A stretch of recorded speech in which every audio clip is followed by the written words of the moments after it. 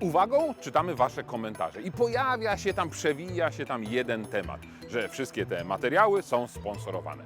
Obiecuję Wam, że jeśli będzie współpraca przy jakichś materiałach, to dowiecie się jako pierwsi. Te materiały powstają tylko po to, żeby pokazać Wam, jak wyglądają chińskie samochody. Jeśli coś jest dobre, to chwalimy. Jeśli coś jest złe, to ganimy. A jak wygląda bezpośrednie starcie dwóch azjatyckich samochodów? Przekonajcie się. Toyota Yaris MG3 w wersji hybrydowej. Gdy po raz pierwszy zobaczyłem MG3, to nie uwierzyłem, że to jest segment miejskich samochodów. To auto konkuruje nie z Fordem Focusem, nie z Volkswagenem Golfem, nie ze Skodą Fabią, tylko właśnie z samochodami o rozmiar mniejszymi, czyli z Toyotą Yaris, nie z Toyotą Corollą. Ale nadal, jak spojrzeć na wymiary tego samochodu, to jednak jest on większy od Yarisa. Dokładnie MG3 ma 4 metry i 11 cm długości. Yaris to 3 metry i 95 cm, czyli różnica to 17 cm. No ale biorąc pod uwagę rozstaw osi, no to już tutaj jest różnica niespełna centymetra. Przyznacie, że MG3 wygląda jak Ford Focus? A Yaris jest doskonale nam znany, bo premiera tego samochodu miała miejsce w 2019 roku. No dobra, coś, co komuś się może podobać, komuś drugiemu niekoniecznie. Zatem jak obiektywnie wyglądają te dwa samochody? Zobaczcie naprzód. Ewidentnie inspirowany jest MG3 elektrycznym MG4, który jest na naszym rynku już obecny. Ostre linie, wąskie reflektory, no i duży grill z karbonową nakładką. Oczywiście to jest zwyczajny plastik. W Toyocie mamy nieco inny design. Mamy zdecydowanie bardziej muskularne, większe. No, światła są tutaj naprawdę istotnym elementem, a cały ten przód i cały ten grill jest zdecydowanie większy. A co z tym miejscem? Skoro rozstaw osi jest taki sam, to gdzie zniknęły w Yarisie te dodatkowe centymetry, albo gdzie w MG te dodatkowe centymetry się pojawiły? Biorąc pod uwagę linię boczną tego auta, zdecydowanie MG jest tutaj bardziej wysunięty. Czyli tego miejsca tu jest trochę więcej i ten zwis od przedniego koła do zderzaka też jest nieco większy. Ale pamiętajcie, cały czas rozstaw kół jest dokładnie ten sam. No dobrze, ale skoro Yaris jest o 17 cm krótszy od MG3, to dlaczego do porównania nie wzięliśmy na przykład idealnie wpisującego się Hyundai'a i20, Peugeota 208, albo na przykład Corsę, albo na przykład kilku innych samochodów jak Renault Clio albo Mitsubishi Colta, który jest tak naprawdę też Renault Clio. No bo tutaj chodzi nam o porównanie także technologii, a królem technologii hybrydowej jest kto? Od wielu, wielu lat Toyota. Owszem, ktoś zauważy, że przecież Peugeot 2008 jest hybrydowy, ale występuje tylko w mocy 100 albo 136 koni mechanicznych. Tak samo Corsa, tak samo Renault Clio, tam jest nawet mocniejsza hybryda. A co z Toyotą? No, król segmentu i król samochodów hybrydowych dostępny jest w dwóch wersjach hybrydowych. Z silnikiem 1.5 o mocy 116 koni mechanicznych albo z silnikiem 1.5, tym samym, ale mocniejszym silnikiem elektrycznym o mocy 130 koni mechanicznych.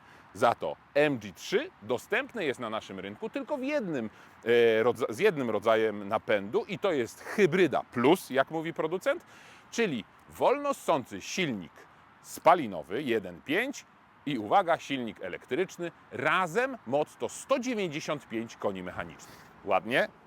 Tutaj ładna zakrywka, plasticzek. Tutaj tego plasticzku nie ma. Silnik w Toyocie to jest silnik 1.5, ale trzycylindrowy. Silnik w MG to jest 1.5, ale czterocylindrowy.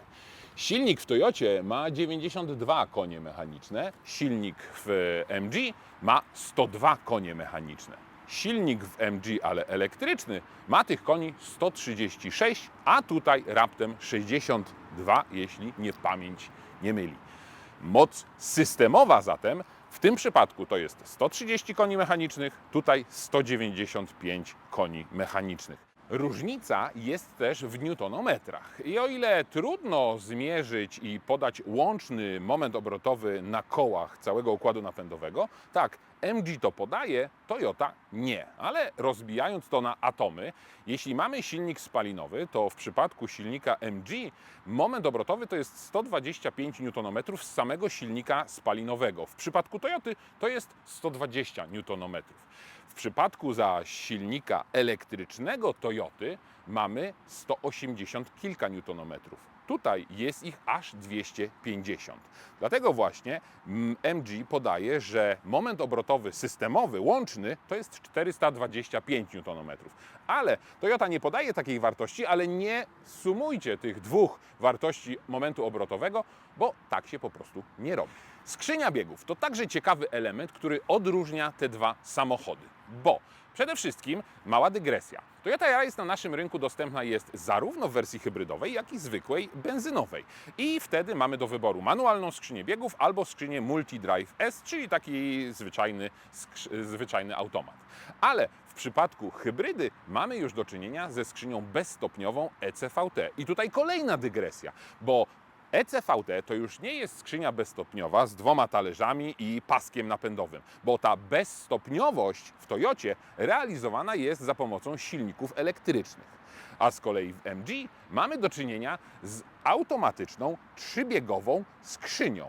Chociaż tych trzech biegów w ogóle podczas jazdy nie daje się wyczuć. Tak naprawdę zatem jest to też skrzynia de facto bezstopniowa. Ale co ciekawe, importer sam jeszcze do końca nie wie, jak ten mechanizm jest realizowany. Jedno jest pewne. I w jednym, i w drugim przypadku mamy do czynienia z hybrydą, w której silnik spalinowy daje moc i moment obrotowy również na koła. A bateria tutaj jest nieduża. To 1,8 kWh. A bateria i w jednym, i w drugim przypadku jest nieduża. Tutaj to 1,8 kWh, tutaj nieco ponad 1 kWh. No ale przecież takie są hybrydy, że ten prąd ma być szybko uzupełniony i szybko przeniesiony na silnik elektryczny, a później na koła. W czasach downsizingu nie cierpimy, gdy silniki mają coraz mniejszą pojemność. Nie cierpimy także, gdy mają coraz mniej cylindrów. Dlatego w MG ten silnik 1.5 ma 4 cylindry, nie ma turbo. To jest wolno ssąca jednostka. A w przypadku Toyoty to są 3 cylindry, też bez turbo. Czy słychać różnicę? Przyznam Wam się szczerze, że w dźwięku silnika tej różnicy w ogóle nie słyszę. Facet z miarką nie zwiastuje niczego dobrego, ale jeszcze raz. 4,11 m, 3,95 m długości samochodu. Ale już pod względem rozstawu osi mamy 257 cm kontra 256 cm. Dorobiliśmy się nawet naszego własnego Stiga. Sprawdzamy fabrykę. 256 cm. No nie chce być inaczej. 257. No nie chce być inaczej. Gdzie się zatem podziały te centymetry? Tutaj i tutaj. Czy to w jakiś sposób wpływa na ilość miejsca w środku? Sprawdzimy to, ale czy to wpływa na ilość miejsca w bagażniku? Też to sprawdzimy. Centymetrem. Szerokość. Najpierw szerokość tego bagażnika 100 cm. Silny widzisz tu? 100 cm pod moją pachą? Wspaniale. Co tu jest pod spodem? O, koło zapasowe, patrzcie. A tutaj? 103. Tu mamy plastik. O, to on tak hałasuje na dziurach. A tu mamy taką jakąś miękką tkaninę. Szerokość bagażnika.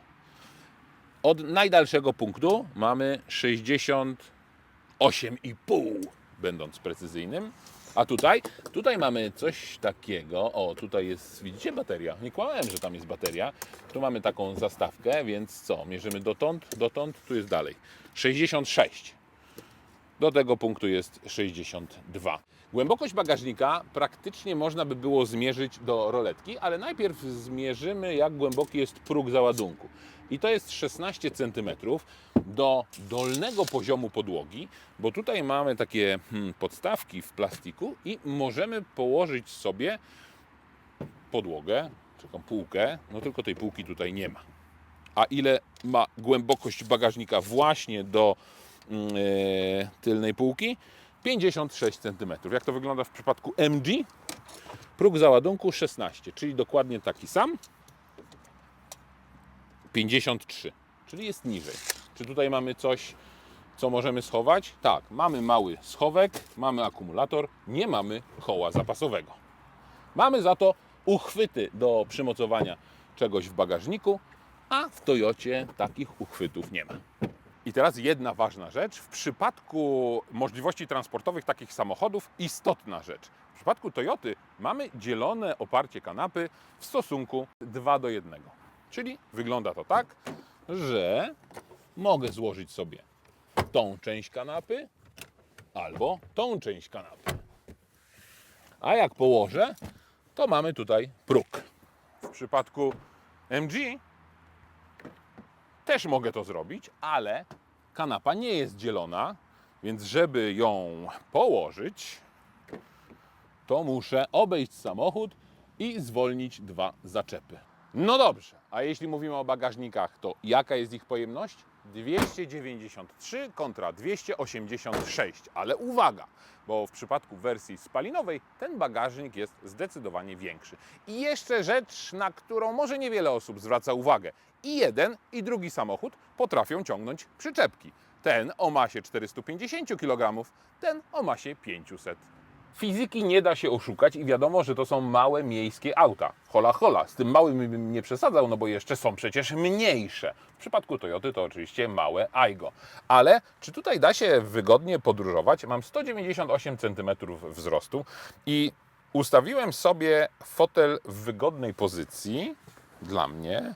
Zobaczcie, miejsca na nogi mam wystarczająco. Tunel środkowy jakoś szczególnie nie wjeżdża tutaj, więc miejsce na lewą nogę mam, miejsce na prawą nogę również. Drzwi mają fajny podłokietnik, więc jest mi tutaj wygodnie. Mógłbym jedynie troszeczkę fotel ustawić bardziej do pionu, no i tak mógłbym sobie podróżować. A ile miejsca jest za mną z tyłu? Jestem zaskoczony, że miejsca mam tutaj, no nie chcę powiedzieć pod dostatkiem, ale tak, mieszczę się na wysokość, jeszcze mogę sobie tutaj normalnie nosić okulary na głowie. Dla dociekliwych tak, przykrywam tutaj braki pewne.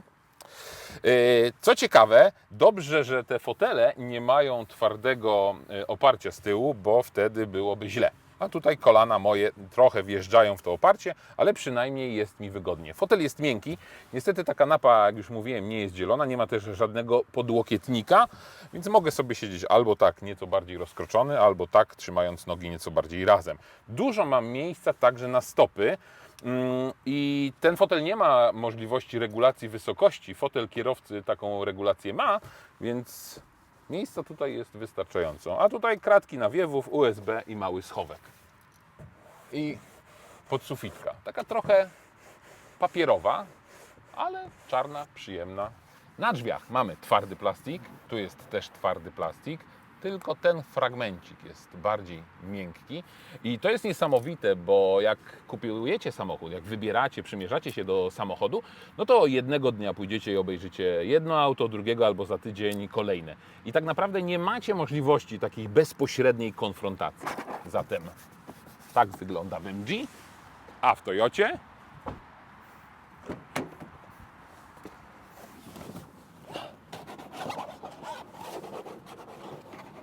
tak wygląda w Toyocie. Twardo, twardo, tu też twardo, tu twardo. Tutaj nawet nie ma nigdzie fragmencika miękkiego plastiku. Pozycja na tylnej kanapie w Toyocie jest nieco inna. Mam wrażenie, że siedzę wyżej, nogi mam głębiej schowane. Miejsca na stopy mam tak samo dużo, więc to jest fajne, ale podłoga nie jest płaska, tylko palce mam gdzieś trochę zadarte do góry. No i ten fotel, on jest inaczej wyprofilowany, dlatego trudno mi jest usiąść w taki sposób, trzymając nogi nieco razem, więc muszę siedzieć z nogami nieco rozkraczonymi, a chciałem dodać tylko, że fotel również jest przystosowany do mojego wzrostu, o czym za chwilę. Ta tapicerka tutaj i to jest duży plus. Nikt tutaj nie udaje, że to jest prawdziwa skóra ze sztucznej świni. Ona jest szorstka, ale przez to łatwa w utrzymaniu, jeśli chodzi o czystość. Znacznie ważniejsze jest to, że oparcie tej kanapy jest bardziej wyprofilowane i mam wrażenie, że bardziej trzyma moje ciało tutaj na boki. Miejsca nad głową mam ciut mniej, ale to jest chyba właśnie przyczyna tego, że siedzę trochę wyżej. No i jeszcze jedna ważna rzecz, o której nie wspomniałem. Sam otwór drzwiowy, będziecie widzieli to chyba tutaj, sam otwór drzwiowy jest bardzo mały. Mniejszy niż w MG, przez to wsiadanie do tego samochodu wymaga trochę większej zwinności. Mówiłem, że przedni fotel jest dostosowany do mojego wzrostu. No jest. Kłopot tylko mam taki w Toyocie, że ten cały element deski rozdzielczej bardzo mocno wchodzi do środka całej kabiny. Tak naprawdę tego wszystkiego mogłoby nie być i byłoby super, bo miałbym tutaj deskę rozdzielczą i więcej miejsca na nogi. A tak? Niestety mam wrażenie, że jest tutaj trochę ciaśniej. No ale z drugiej strony to auto jest trochę mniejsze. Z trzeciej strony rozstaw osi jest taki sam. Tunel środkowy mam wrażenie, że jest ciut węższy. Tutaj jest wyprowadzone takie są plastikowe elementy. Inaczej zaprojektowany jest tunel środkowy, tu jest głęboki schowek, tutaj jest panel klimatyzacji, przyciski do podgrzewania fotela i fotel pasażera ma regulację wysokości. I to jest chyba dobry moment, żeby powiedzieć o wersjach wyposażenia obu tych samochodów. Bo MG dostępny jest w 3 wersjach wyposażenia, Toyota chyba w 5 albo nawet w 6. Ten egzemplarz to jest drugi poziom wyposażenia, czyli komfort. Podstawowy to jest Active, a ten najbogatszy GR Sport. Tylko nie mylcie GR Yarisa z GR Sportem, bo to są kompletnie dwa inne samochody. GR Sport to jest po prostu wersja wyposażenia najbogatsza, 6. w całej gamie. MG z kolei dostępny jest w 3 wersjach wyposażenia i to jest Standard, Excite i Exclusive. Ten samochód jest w najbogatszej wersji, wycenony na 101 tysięcy złotych i tylko w tej najbogatszej wersji ma 16-calową felgę, aluminiową oczywiście. W przypadku Yarisa jest i 15, i 16, i nawet 17, ale to już jest zarezerwowane dla tych wyższych wersji wyposażenia. Cena. W przypadku MG jest sprawa jasna, bo auto dostępne jest tylko z jednym rodzajem napędu w 3 wersjach wyposażenia i wersja standard, czyli podstawowa, kosztuje 87 950 zł. Excite kosztuje 94 500 zł, najdroższa, czyli Exclusive 101 tysięcy zł. To jest też dobry moment, żeby odesłać Was do testu tego samochodu, bo tam bardzo dokładnie prześledziłem listę wyposażenia standardowego w poszczególnych wersjach. W przypadku Toyoty sprawa się nieco komplikuje, bo mamy większy wybór. Mamy wybór 2 hybryd i to jest hybryda 116-konna i 130-konna, czyli tak jak ten samochód, ale mamy także wersję tylko i wyłącznie spalinową. No i 5 wersji wyposażenia, a tak naprawdę 6 wersji wyposażenia. Podstawowa to jest wersja Active. I taki samochód, teraz uważajcie, kosztuje 84 900 zł, chociaż ostatnio w cennikach nastąpiło trzęsienie ziemi i jak patrzę, to taki Yaris w wersji benzynowej, w wersji Active kosztuje 79 900 zł. A co z hybrydami? No tak, ta słabsza hybryda o mocy 116 koni mechanicznych, czyli Hybrid Dynamic Force, dostępna jest także w wersji Active i kosztuje 99 900 zł bez promocji.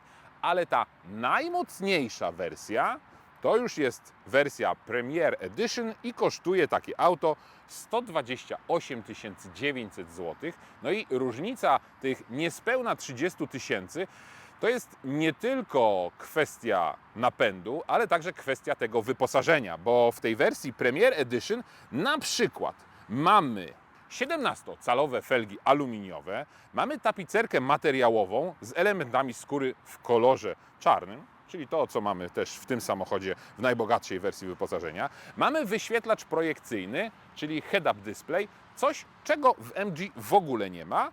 I mamy cyfrowy kluczyk, coś, czego w MG również nie ma. No ale mamy różnicę blisko 30 000 złotych. I tak sobie myślę, że wreszcie na naszym rynku przyszedł taki moment, że dzięki pojawieniu się chińskiej konkurencji, dzięki pojawieniu się chińskim tanim samochodom, nagle te samochody, które kochamy, które lubimy, które zadowalają nas swoją jakością, nagle stały się tańsze. Można było? Można było. Czego przykładem jest Toyota Yaris. I jeszcze jedna ważna rzecz, myślę, że z punktu widzenia eksploatacji tych samochodów kluczowa.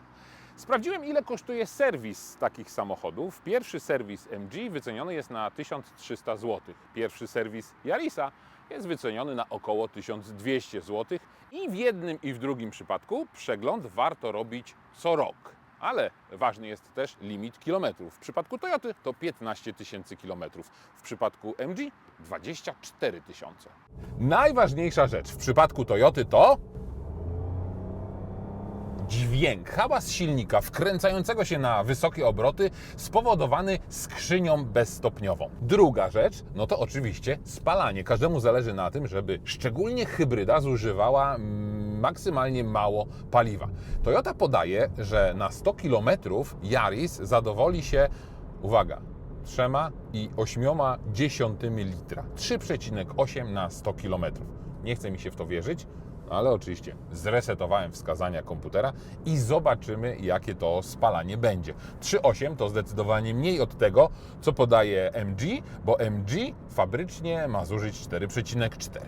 No ale jeśli mówimy o komforcie jazdy, o takiej przyjemności podróżowania, to samochód jest dość dynamiczny. W papierach 9,2 do setki, a prędkość maksymalna to 175 km na godzinę. We wnętrzu jest dość cicho. Mogę wymusić ten tryb EV, chociaż trudno jest to zrobić, bo bateria jest niewielka, ale przy takich niedużych prędkościach, gdzieś na parkingu, gdzieś przy manewrowaniu, to faktycznie słychać, że jadę wyłącznie na prądzie. Włączanie się silnika spalinowego jest słyszalne, ale to duży plus, niewyczuwalne jest pod względem wibracji. To przełączanie napędów dzieje się naprawdę w sposób bardzo płynny, a sama jazda na prądzie elektrycznym, no właśnie, jest coś takiego jak wspóż tr F podczas jazdy. No to jest współczynnik trybu EV podczas jazdy. Trzeba to rozszyfrować i widzę, jaki procent jazdy jechałem na prądzie, a jaki procent na benzynie. A jak to się przekłada na zużycie paliwa? Uwaga, 4,3. Przy spokojnej, normalnej, nie jakiejś takiej bardzo powolnej jeździe, zobaczcie, jadę normalnie z ruchem, 4,3 na 100 km. Jestem w szoku. Niezły wynik. Chyba najfajniejsze jest też to poczucie tej dynamiki przy takich właśnie nagłych manewrach. Wtedy, kiedy ten silnik elektryczny zaczyna działać i bardzo mocno pomaga temu małemu silnikowi spalinowemu. Zwróciłbym jeszcze uwagę na duże lusterko i dobrą, wbrew pozorom, widoczność w tylnej szybie. Szyba nie jest duża, ale lusterko tutaj nadrabia. Lusterka zewnętrzne z kolei są wystarczająco duże i bardzo dobrze w nich widać wszystko to, co nas otacza. No bo tutaj nie mamy systemu kamer 360, ale te lusterka w zupełności wystarczają. I dobre jest jeszcze to, w przypadku manewrowania i jazdy po mieście, że te krótkie zwisy z przodu i z tyłu w tym samochodzie powodują, że naprawdę łatwo jest wcisnąć się w każde, nawet ciasne miejsce postojowe. Z tyłu jest najprostsze i najbardziej niezawodne rozwiązanie, jakie można sobie wymyślić, czyli belka skrętna. Na takiej dziurawej drodze mały Yaris troszeczkę tyłem podskakuje. Zdecydowanie fajniej to zawieszenie wybiera przodem niż tyłem. Mam tutaj taki swój odcinek po kocich łbach i z premedytacją tam pojadę, żeby zobaczyć, raz, jak spisuje się to zawieszenie, a dwa, czy te plastiki, które tutaj są w środku, one nie trzeszczą. Bo wiecie, jak to jest. Nowe samochody, pół biedy. Wszystkie piękne, ładne, dobrze spasowane. Ale jak samochód ma 35 000 km przebiegu, no to już coś zaczyna stękać, coś zaczyna trzeszczeć. No ale jak na razie to tylko delikatnie ten plastik w bagażniku zaczyna drżeć. Przede wszystkim na takich kocich łbach ten hałas, który dostaje się do kabiny, nie jest męczący. Oczywiście to są swego rodzaju ekstremalne warunki, ale wnętrze jest nieźle wyciszone. To zawieszenie też nie hałasuje. Nie hałasuje ono tak jak na przykład w niemieckich samochodach grupy Volkswagena na przykład, gdzie słychać ewidentnie takie dudnienie. Tutaj tego efektu nie ma, więc jest zdecydowanie przyjemniejsze, ale też jest zdecydowanie bardziej komfortowe. Jest zdecydowanie bardziej miękkie, no i to duży plus, bo w przypadku jazdy miejskiej, no to takie miękkie zawieszenie potrafi rozpieścić. No dobrze, możemy sobie tutaj opowiadać, jak tym samochodem się jeździ, komfortowo czy mniej komfortowo. Jeden lubi, jak jest sztywniej, drugi lubi, jak jest bardziej miękko. Co jest najważniejsze? Mamy tutaj 130 koni mechanicznych i to jest najmocniejsza wersja hybrydowa w Yarisie. MG ma tych koni zdecydowanie więcej, aż 195 i potężny moment obrotowy. Jak to przekłada się na przyspieszenie do setki?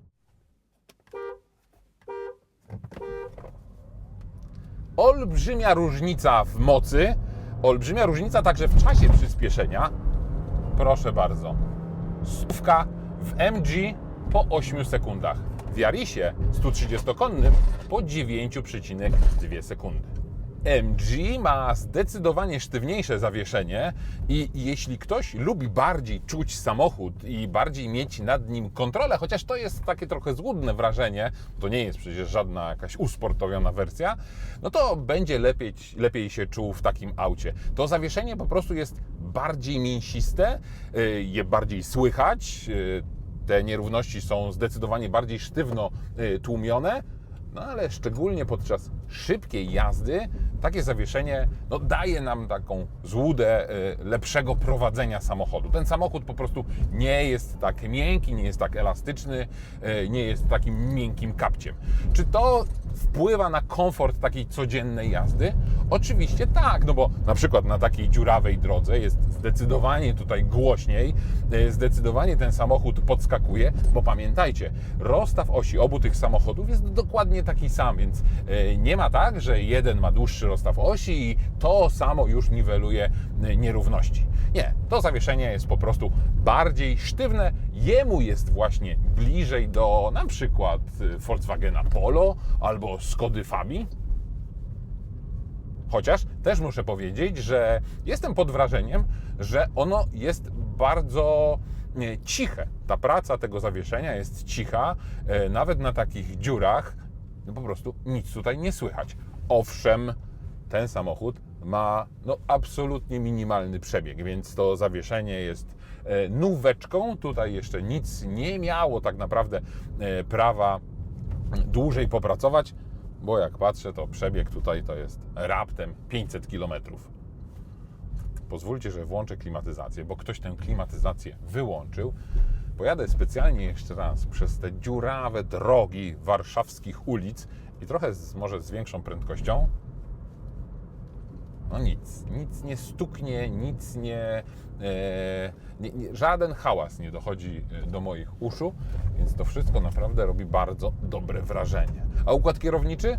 No jest trochę, mam wrażenie, że jest przewspomagany. On też mógłby pracować nieco ciężej, stawiać większy opór, a jadę w trybie sport, no ale umówmy się, że w trybie Eco on zdecydowanie bardziej jeszcze jest mocniej wspomagany. W tym trybie normal troszkę się usztywnił. Chociaż to może moje subiektywne odczucie.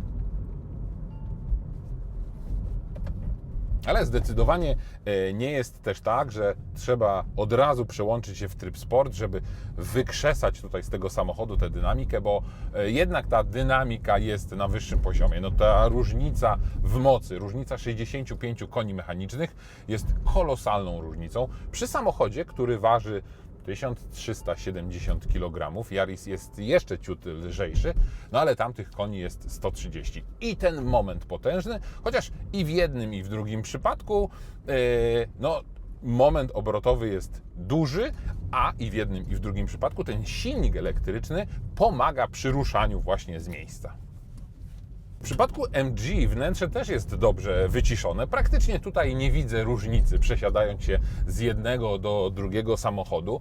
I też jest tak, że w momencie, kiedy pracuje tylko i wyłącznie silnik elektryczny, to w tym samochodzie jest bardzo cicho, no bo silnik spalinowy nie pracuje. Ale jest jedna zasadnicza uwaga. Tutaj wyborem trybów jazdy nie mogę wymusić trybu czysto elektrycznego. Mam wskaźnik, który pokazuje mi, czy jadę w trybie hybrydowym, czy w trybie elektrycznym, ale żeby wymusić to z palca, no to niestety czegoś takiego nie mam. Nie mam tego, co oferuje Toyota. No dobrze, a przy wyższych prędkościach? No, czuć tę dynamikę i też czuć, że silnik spalinowy nieco później się załącza i dzięki temu mam lepsze przyspieszenie właśnie od dołu, bo startuję z mocniejszego silnika. Przypominam, w Toyocie 62 konie z silnika elektrycznego, tutaj aż 136 koni z samego silnika elektrycznego. Więc widzicie, wciskam pedał gazu i od razu ten samochód przyspiesza, ale też to nie jest tak, że wciskam ten pedał gazu i to przyspieszenie jest liniowe. Nie, ono gdzieś tam zdecydowanie po tym pierwszym takim wciśnięciu w fotel troszeczkę zaczyna być temperowane, no pewnie po to, żeby ograniczyć to właśnie to spalanie. No bo tutaj producent podaje 4,4 litra na 100 km. Ja skasowałem wskazania komputera i zobaczymy, no, jakie to spalanie będzie. Ale pod względem widoczności to lusterko jest widoczne, bardzo duże, widoczność jest ok. Te lusterka mogłyby być większe, bo mam wrażenie, że jadę większym samochodem, a te lusterka są tutaj nieco mniejsze. Dużo jest tego plastiku, on jest niepotrzebny. Te lusterka mogłyby być większe. Widzę obudowę lusterka, niekoniecznie samo lusterko i widzę też taką czarną połać dookoła. Trzeba się po prostu do tego przyzwyczaić. I tutaj także napęd hybrydowy to jest pierwsza generacja tak naprawdę tego napędu hybrydowego wymyślonego przez chińskich inżynierów i MG3 Hybrid Plus jest pierwszym modelem, w którym taka hybryda się znalazła, ale już MG zapowiedziało, że ten napęd trafi także do większych samochodów. Więc to jest dobra z jednej strony informacja, bo do tej pory MG miało albo silniki spalinowe, albo model elektryczny, no a teraz w takim razie pojawi się także SUV hybrydowy, no i to będzie też pewnie jakiś game changer. Reasumując, mamy do wyboru tak naprawdę w tym samym segmencie dwa bardzo różne samochody. Przede wszystkim różni je napęd, jeśli chodzi o moc, bo to jest też układ hybrydowy. Ale ta różnica w mocy i w momencie jest naprawdę bardzo duża. To jest 65 koni mechanicznych, a jeśli chodzi o spalanie, zobaczcie, w Yarisie było to 4,2, 4,3, tu mam 4,9. No więc biorąc pod uwagę, że mam jeden dodatkowy cylinder, mam zdecydowanie więcej mocy, mam trochę więcej samochodu, bo on jest trochę większy, trochę cięższy, no to zużycie paliwa nie jest jakoś diametralnie różne. A mam wrażenie, że jeśli ktoś jeszcze delikatniej obchodziłby się z pedałem gazu, no to mógłby jeszcze tutaj troszeczkę urwać. No i tak sobie myślę, że to nie jest tak naprawdę istotne, czy ktoś wybierze tańsze o 30 000, niespełna 30 000 chińskie auto, czy uznaną inną azjatycką markę, czyli japońską Toyotę. Najważniejsze jest to, że w momencie, w którym na rynku nie było MG, w którym nie było tanich samochodów, to skazani byliśmy w zasadzie na, może to słowo na wyrost, ale monopol tych marek, które znamy i czasami kochamy, czasami nienawidzimy, no ale po prostu nie mamy możliwości. A w momencie, kiedy pojawiła się chińska konkurencja, to nagle dziwnym zbiegiem okoliczności okazało się, że taki Yaris może być tańszy, bo od razu ruch w cennikach widać. To myślę jest najlepsze, co mogło nas spotkać, nas klientów. A jeśli wydaje się Wam, że my tylko zachwalamy wybrane samochody, to jesteście w błędzie.